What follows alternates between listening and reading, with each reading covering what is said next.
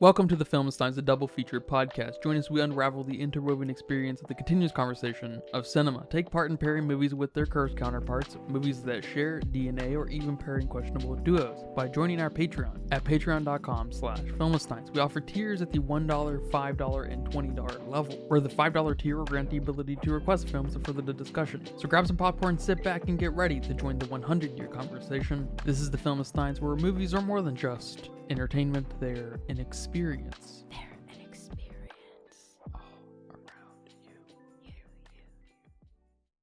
And welcome back to another episode of the Filmsteins. Thank you guys for joining us today. Today I am joined by my chivalrous friend, Lucy. Knight Lucy, excuse me. Excuse you. Thank you. Hello, everyone. I guess I should refer to you as Sir, right? Sir Lucy, that would be. Remember, we post every Monday, Wednesday, and Friday with brand new episodes of the Filmstein. Some recent episodes include Godzilla x Kong, 2005's King Kong, 21 Jump Street, Superbad, and the new 2024 Monkey Man. Is there an old Monkey Man? I don't really know, but the recent one, the Dev Patel. Shout out. Remember to leave nice comments, thoughts, and ideas on our Patreon as well. And come subscribe, come request a movie, come write in, whatever you want, I'll read it here. Are you stressed and filled with anxiety like I am? Maybe in a bit of pain from that car accident you had a few years ago? Well, the sponsor of today's episode, Hempville CBD, has us covered. They have the highest quality products created by chemists and doctors. Hempville carries everything from CBD to THC dispensary grade without those despicable dispensary prices. Order your Delta 8, 9 edibles and vapes along with the THCA flower and get free shipping when you spend $50 or more at hempvillecbd.com. Check out the link in the description for more details. But today we are discussing a very special movie. David Lowery's 2021 film, The Green Knight, with Dev Patel and friends. I just wanted to start off by saying that this is one of the most beautiful films I've ever seen. Beautifully shot, beautifully colored, beautifully composed. And I'd like to say that's of no surprise because the ghost story is similarly beautiful. But Peter Pan and Wendy, or whatever it's called, not good. This movie's been on my radar since it came out. I can't believe it's been 3 years, but the wait was worth it. I think this is a phenomenal movie. I love the deconstruction of the knighthood, and I love the humanizing of a potential knight, a knight in training, so-called training. I know you're not the biggest fan of the ghost story, or a ghost story, whichever it is. Yes. That's a favorite of mine. So I'm very curious how you feel about another David Lowery film. You're 2 for 2 on the shit scale, I think, with him. Oh, we're about to be 3 for 3 unless you can convince me. But I'm right there with you. I really enjoyed the visual language of this movie. I loved the lighting. I loved how it looked. I loved the style. I loved all the textures that were brought into this movie, especially with the Green Knight. Although, I guess, I don't know if you include the text or like the title cards, whatever you call that, where they're introducing maybe characters or what's about to happen here. I don't know if you include that in the visuals because the whole movie is the visual, but whatever. But I did not like that. That was the only thing lacking. And maybe that's on me because that was just really hard to read. And, I'm not used to reading that kind of text. If it's not, Times New Roman or whatever, simple text, it's hard to see it. So maybe I'll dock it a point or two for the visuals on that. But everything else was fantastically beautiful, really well crafted. And I even liked some of the abstract and surreal elements that this movie had. But that's about it. The story was not great. The pacing was not great. Our main character, his acting was good, but the character himself was not great.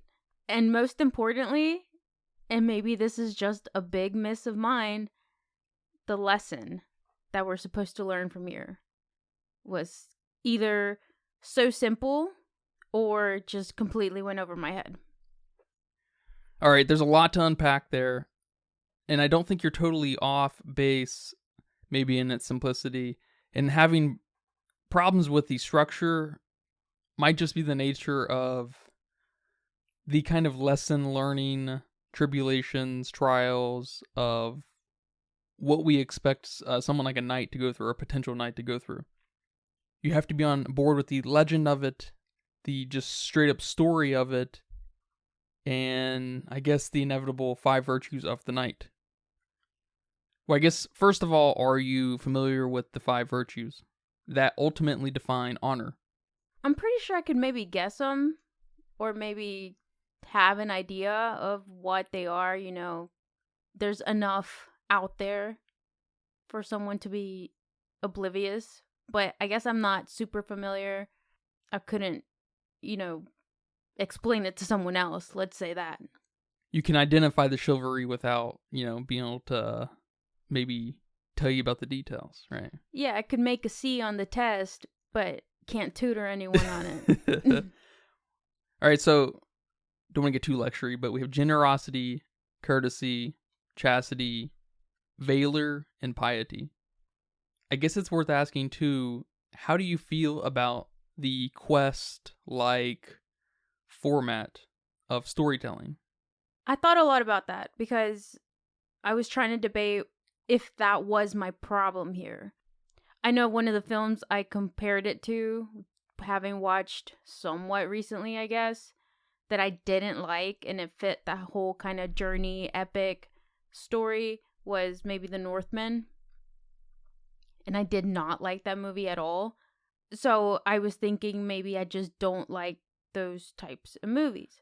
But I don't know, because I'm very big into honor, honesty, good, beating evil, all this world building, a lot of costumes, a lot of props, and having a big, clear lesson to be learned out of this. That lesson is typically very simple, but so big. I don't know how to describe it. No, I totally feel you, and I think...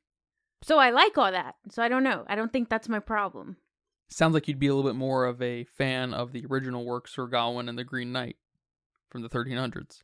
It helped define what that epic quest, very linear structure looks like. There's lessons to be learned at every pit stop. I compare this a little bit more in my head to The Wizard of Oz. I love The Wizard of Oz. It's very linear, and we have these trials and tribulations and kind of like side questy things. Yes. And it's all on the back of the Legends story. It's so widely known that every city, every culture, every people have their own interpretation of it. They have their own exaggerated forms of telling it. And here we get a more literal telling because we're with Sir Gawain. Let us not forget, he took magic mushrooms. Helps kind of ground the situation we've set up for ourselves. Does it? Absolutely. Okay. So I can't remember the exact order of things, but he stops on the battlefield, deals with that kid who's in the Banshees movie. Love That's him. where he's from. Yeah, love Okay. him. I love his cadence. He's a weird little dude, and yes. he's excellent. I hope he's in many things to come. We see them sort their things out. We see him come across an apparition's house, goes after a head, little nice side quest, comes across a fox, finds a mysterious castle that's got weird, very familiar people. The daughter is his girlfriend. The blind woman is obviously his mom. And the lord of the castle is obviously the Green Knight. So it's weird similarities and obvious ones. And then, of course, we've got the Green Knight himself and the fox and whatnot. The boss fight. Yeah. And I guess before that, we have our initiation into who this future knight is, right? He wakes up. We get this beautiful long shot that kind of pulls away, and we see Sir Gawain there. Hardcore reminded me of The Witch. Funny enough, the mom and dad are here. I was like, that's weird. I was like, what? There's such a similar kind of tone. And realism, I must say. We immediately bring a element of humanity to this character before we even know he's a knight, especially if you're not familiar with the original story. You don't know what this character really is all about. You don't know how, like, so-called real we're setting up this knight who's after these traits to become honorable, to become a knight. Did we set that up, though? We set up his humanity, yeah. Just that he's a human? That he's hungry for achieving this. He's dogmatic. He's... When he cuts the Green Knight's head? Is that when we're supposed to know this about him? He's brash. Yes, he's not a knight. There's nothing knightly about him, right? Yeah. That's important. Yeah, but... So he has this kind of conflicting motivation with his true self. Okay. I guess I can see that. Because I also get vibes that I don't know what he wants. And it's not really until the end when it clicks more on what he wants. I feel like it wasn't very well established in the beginning of the movie. Unless you're familiar with the whole... It's like you had to have done your homework before the film and after the film. Not quite. Because this journey is not the journey to become a knight. It's the journey to learn what it takes to be a knight. He's learning the hard lessons of what it takes to be a knight from the legends he's heard about, right? He's being forced to do these learnings. Sure. So that's what gives me the vibes of this character doesn't give a fuck about anything. I mean, from the start, we see him. There's an important element of him doing what he's just supposed to do. Some kind of expectation, right? We still face this day in, day out with all kinds of people. A big one right now is people going to college. For what reason? No, yeah, I understand that. But I don't think it was very well established that he even cares. He doesn't. That's his humanity kind of confronting this thing that he thinks he wants to do. I guess it's more along those lines, that he thinks he wants to be a knight, when in reality he maybe just wants to get married to Essel and start a family, have a regular city job, not be at the king's side. Yeah, and I'm saying that clicks at the end, all the way until the end. That clicked for me. And I think that's fine. I just feel like everything clicked at the end of the movie. So during the whole movie, I was pretty confused and slightly bored. Well, the bored thing's not great, but it clicking at the end and being confused throughout, not necessarily a bad thing, but the boredom is maybe a you problem, maybe a David Lowery problem. It's hard to say. It might be more of a me problem because people really like this movie. Yeah, it's pretty loved. And so the obvious things happen. We go through this very linear quest. He learns that he's not super generous. He's not super smart. He's not super agile. He does a task and asks for something in return. He's sexual. And most importantly, he's a coward. Yep. And the story's told in such a way that you can imagine, and we get kind of depictions of it, that it's told through the grapevine, that it's hundreds of years old already, and it's being told in this really magical way. He comes across bandits, gets beat up, survives. He meets a ghost, saves her head, is about to starve, finds an apple tree, finds this mysterious castle, faces the Green Knight, and wins. Right? The story is already out of control, especially when we get to the mysterious castle, that people are already writing songs about it, right? Of course, that was at his mom's fabrication, so it's hard to take it at 100% fact. But so is everything else in the movie, and it's really not the point. Him taking the mushrooms helps justify some of the wild visuals he sees, right? Helps deconstruct the legend itself and bring some, not like realness, but reality. And then he faces the Green Knight, is a coward. His life flashes before his eyes, which I liked. That was really fun. And then he finally learns something in the process at the very end, which is no doubt silly, which we get a little bit of a taste from the Lord and the mysterious castle. It's the best line in the movie, most important line in the movie. I can't remember exactly what he says, but he says something along the lines of, why? To his quest. It's an important part, because it's all nonsense. The chivalry code, the knightly code is. the stories are. And then we get a somewhat ambiguous, really not ambiguous ending. And you didn't like any of this. No. Some of that stuff just wasn't clicking with me while I was watching it. Maybe I felt a bit too confused. I wasn't sure where we were headed with this character. Not to mention that some of this medieval stuff is kind of boring. It bores me. I'm not going to watch this movie on purpose. I'm not going to watch this movie for funsies. I'm never going to watch a movie like that for funsies. I don't know. Maybe I was missing some action. Like, at least in The Wizard of Oz, someone's fighting somebody. Like, there's more action sequences. Maybe I was missing some more of this character being developed, not so internally, not so his thoughts, his struggles, his morals. Hence why they hired Dev Patel, because he's all eyes. Yes, exactly. Which we learned in Monkey Man. But I also don't know, because I also like that stuff in other movies. I'm all for the internal struggles of a character. I don't know. I don't know what it was about this movie that just wasn't clicking with me. Maybe it requires a second watch. Maybe it requires a second watch. I don't know if I would give it a second watch, because I just wasn't understanding a lot through it. But then when I finally understood some things, I just was like, okay, you confused me this whole time just to give me this. What did you start to understand? What was it? Because I was, figuring out, okay, this dude's not honest. He's not brave. He's always given into his vices. He's just awful, pretty much, for a knight. He's not killing people on purpose, or, not that kind of awful, raping, whatever. But he's just giving in to what you shouldn't be given into. He's not a knight. He's not a knight. You don't love that contrast and challenge within him? I didn't know he wants to be a knight. I wasn't with him on that. I wasn't with him on his struggles.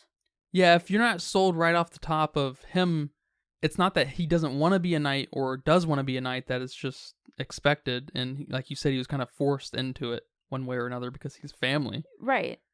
And his mom cursed him, or whatever that whole shit was. That game, I don't know. I'm still confused on that. Was it a game? Was it a curse? Was it mama meddling so she can get her son to be what? I think that's playing up the whole nonsensical nature of going on this quest to prove yourself. And it climaxes with the Lord of the Mysterious Castle saying, well, why are you doing all this? What's the point? And Gawain's like, I want to be a knight. It's what we do. It kind of deconstructs the whole like natural honor that comes with this profession or mindset. It completely obliterates like these preconceived notions around a type of individual, Yeah. Like, let's take cops, I guess, for example. In your mind, you should believe cops are people who want to help other people and defend other people who can't defend themselves and want to solve crimes, right? But there are cops out there who are obsessed with their power and corrupted and take advantage of X, Y, and Z. Probably not nearly as many as the ones who want to be this for-hire hero, right? I would imagine those would outweigh the corrupted ones. But when you think of a knight, you do expect this element of class and will do anything for their people. You at least expect consequences. And it didn't seem like he was having any consequences until he has this flashback. And then it hits him like, oh shit, there are consequences to me not giving a fuck, or to me not being good, or me being scared, whatever. But the whole time I was like, okay, where are your consequences to your actions? This is the type of movie it is. And that's when it kind of derails from being stuck in reality and just the story. He got attacked by these bandits who stole all of his crap, and they just ran away. And he just slugged over to a sword and got free and stuff. And it helps kind of deflate the story, because in the story he killed the bandits. In the story he was helped out by a god or or some kind of spiritual animal, something, something wild.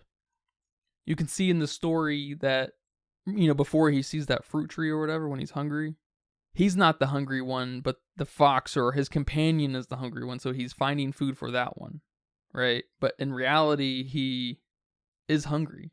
He's not above being hungry just because he's on his way to be a knight, kind of thing. So it kind of deflates some of the bigger than life story that comes around the story of a knight who goes out on a quest.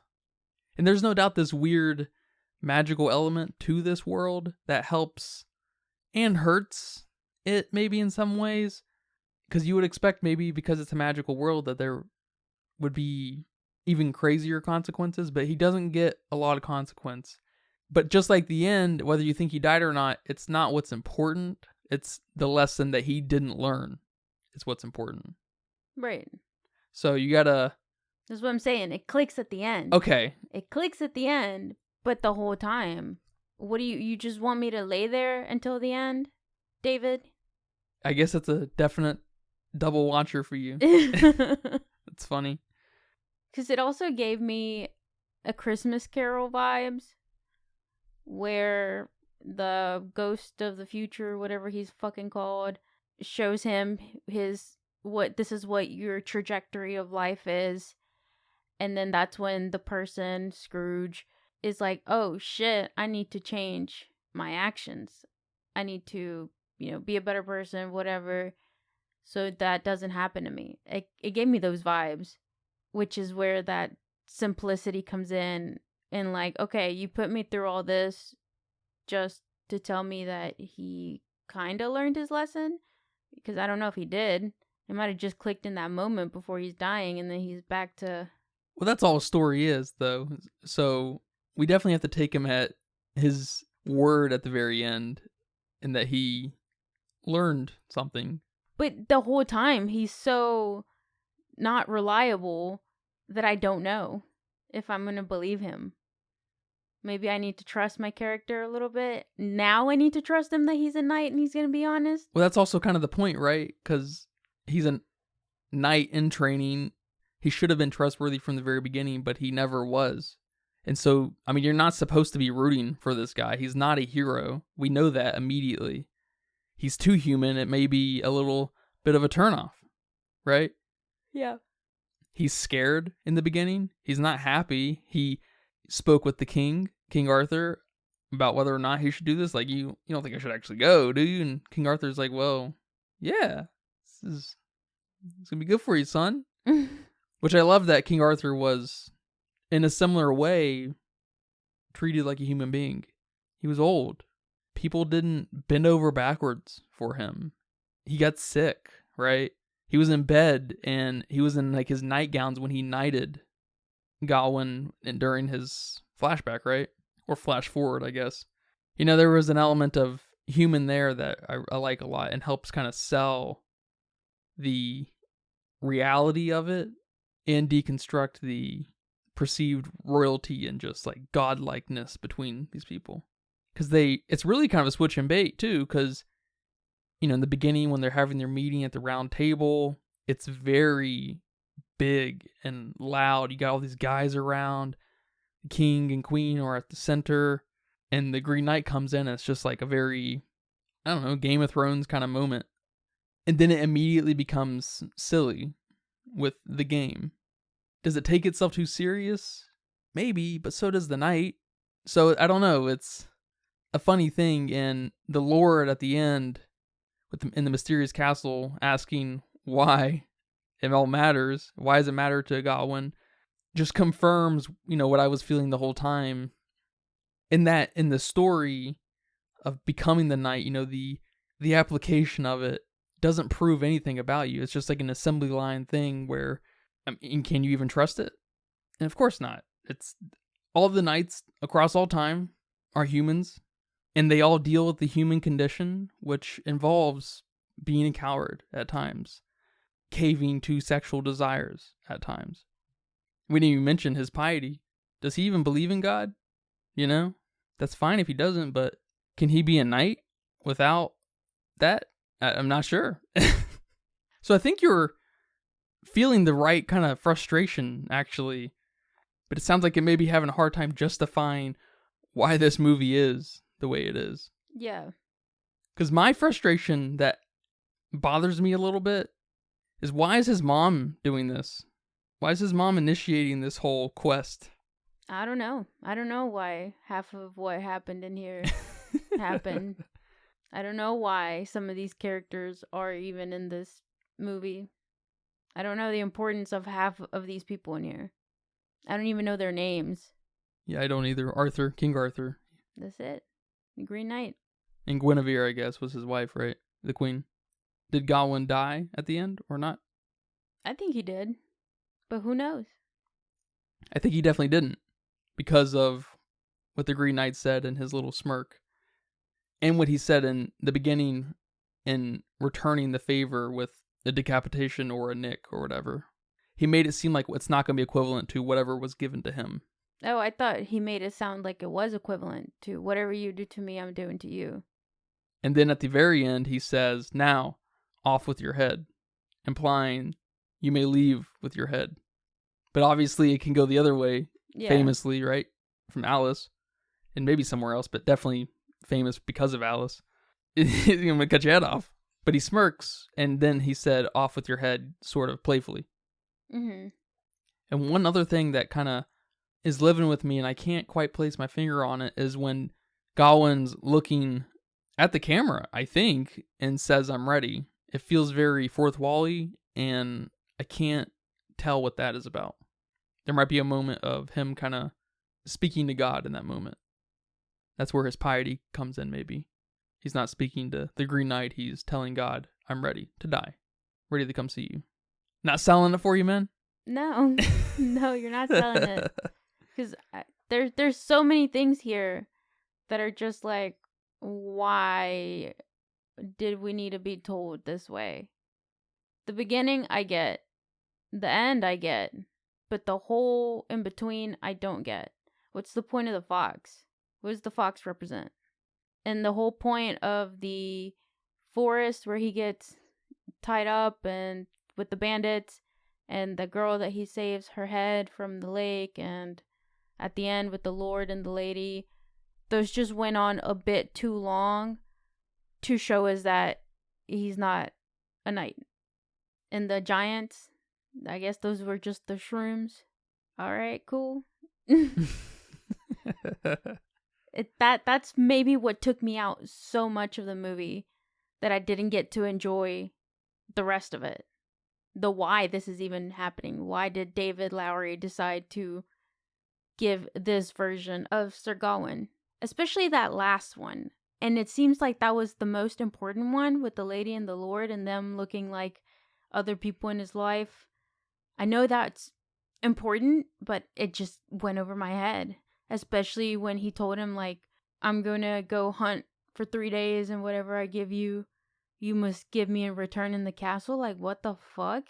And then they kissed at the end. It's like that literal. Like, his wife, his lady, whatever she was, gave him a kiss, so he needs to return the kiss. But then there's so much more that went on, but he's like, I don't know.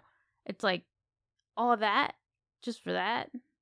That lady giving a big speech about colors and hues and giving a comparison to death and life and afterlife and what happens to us and all that. Like, it just seemed, I don't know, like excessive. I don't know. It just seemed like it was confusing me. But it's like, I get it. I understand the metaphors, the lessons, or not lessons, but just something wasn't clicking with me.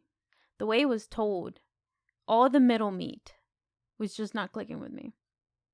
I will say that one of the visual props, which I believe is very important, but maybe that's just me getting something out of it, was the little spinning wheel that's supposed to represent all the seasons, thus representing 1 year, and how we didn't really get anything from his year that he spent, that he should have been training for, in my opinion, but whatever. He's not a knight. Yeah, he's not a knight. And just that representation of how fast life can go. And maybe it hit home a little bit because of how fast these years seem to be going, and just humans being humans, wasting time, wasting life away, giving in to all these temptations and, not these things that we should really be focusing on. Maybe not as chivalrous, but not as lazy like Sir Gawain had been this past year. And really honing in on how just scared we are as humans, scared to do things or scared of the uncertainty of our lives. But then that's it. I didn't really take away a whole message like I like to take away from my movies. But I really like that. I really like that visual representation of it in a kind of disturbing way that I wasn't planning to see something like that and take so much from it. I took more from that than I did his little quests. And there's no doubt something to say about that, because it just begs the question of why the quest, which we literally get thrown in our face and his face, and the wear and tear on you may have just been maybe too much. And I disagree with what you kind of said in the beginning about it humanizing him, because I think you're seeing that, but it is a little off screen, I guess. It's internal and kind of placing yourself in those shoes a little more than showing us what he's doing instead of being in a knight, Yeah. Is he working at the tavern, cleaning tables? He's not doing anything. No, he's not doing anything. No. But no matter what, if he wasn't being a knight and he's operating in this town, it knocks him down a peg of being that legendary figure, right? I guess. Because the wheel even tells us this story, if things don't change, he cut the knight's head off, year goes by, knight cuts his head off. Nothing in between. And if he had a scribe there, writing his stories, a really literate, poetic scribe, he would either lie about what Gawain's doing, or he would cut out all of that middle part because he didn't learn anything. He can't. What is the scribe going to do with this nonsense? You just got captured by bandits and they just left your ass. Exactly. And they're not capable. You're not capable. Like, what? The scribe's just like, I'm just going to scratch that out. We have that almost great moment with Gawain. It's that middle section with the apparition where he retrieves the head and describes, scribing it down, right? He's like, oh yeah, this is good stuff. You're going to learn something here, aren't you, Gawain? And then he asks for something in return. That's not what knights do, man. What's up? The fuck? We had a good chapter going. I don't know, maybe it's just a kind of polarizing thing where if you're not humored by the lack of knightliness in him, it doesn't have much more to offer, and it really doesn't. Other than the Dev Patel performance, which is, awesome. Yeah, that can only take you so far. It's true, yeah. With as little writing as there is with him, nothing real performative coming out of him. Which is kind of funny because he's very majestic looking. He looks like he could be a really great knight, right? Great contrast to his lack of knightliness. All right, man. Well, I'm sorry I put you through this movie, but thank you for watching it with me and talking about it here today. You're welcome. Do you have a budget guess for me? Yeah, my budget guess is $45 million. It looked good. There wasn't a lot going on. But he was on the move. He traveled several places. We didn't have a lot of characters, and honestly, we didn't have the best costumes for this timepiece like I would have liked. You know me, I like my big, dramatic, royalty-looking things. It's just another element that helps. Yes. It helps solidify it for me for sure when we have these big things in a story like this, in an epic that's part of the epic, the drama, the extraness that I think was missing here for me, not necessarily for the movie and what the movie's trying to say. So we didn't have any of that, so maybe I might be on the high side, but it looked too good, so I don't know. Well, it says here that it was $15 million. Holy shit. I know. That's pretty impressive. Yes. Especially this not being his first, second, or third film. And it only went on to make $18.9 million. What? Didn't make anything. Why? COVID? I didn't think about that. Yes. And it's an A24 movie, so there's no telling how few theaters it went to. Oh, yeah. Probably a combination of both. Because it's really, really well liked from what I saw in reviews and stuff. Yeah. And all these like fan theories, and oh my god, it was crazy. The amount of love for this movie baffles me. Fan theories on just the ending, how ambiguous it is, and interpretations of it and stuff. Just, it baffles me. Well, the original text is super, super loved. That's what I'm saying. That's why I said earlier on. That's why I think this movie maybe requires a little bit of homework before and maybe after you watch the movie to truly, truly get it. Yeah, I did see a lot of people say it's weirdly challenging because it is simple. Simple premise, simple through line, very linear. Yeah, but Monkey Man was also very, very simple. And that movie was balls to the wall. Crazy. That's true. Well, over on Letterboxd with 515,000 people, they weighed in at a 3.7. Wow. Sounds about right. That's yep. Just with the love in the air. Yeah. Yeah, it sounds about right. Yeah, I'm giving it a 2. I'm open to revisiting, watching it. Maybe not anytime soon. Maybe my brain still needs to grow up a little bit more. Maybe I need to watch other medieval movies to make me appreciate them. I don't know. Something needs to happen here. Or I just didn't like this movie like that. I mean, not everything's for everyone. That's fine. That's true. Matrix, kind of bad. I'm leaning on a 3.5. Whoa. I don't think it can hit that 4 for me just because it doesn't speak to me enough. Because what I love most about the movie is its visuals. It's insane looking. It's might be the most beautiful movie I've ever seen. And that's why it gets a 2. Shut up. Well, thank you again for watching this movie, and thank you guys for listening to this episode of the Filmistines. I hope you guys enjoyed that. Remember, we post every Monday, Wednesday, and Friday with new episodes on patreon.com/Filmistines, Pandora, Spotify, Apple Podcasts, YouTube, Google Podcasts. Rest in peace. Remember to leave nice comments, thoughts, and ideas over on our Patreon as well. Come right in. Come request a movie. Come subscribe for $1, $2. We appreciate all the support. Thank you guys very much. But until next time, take care. Bye-bye. Bye-bye.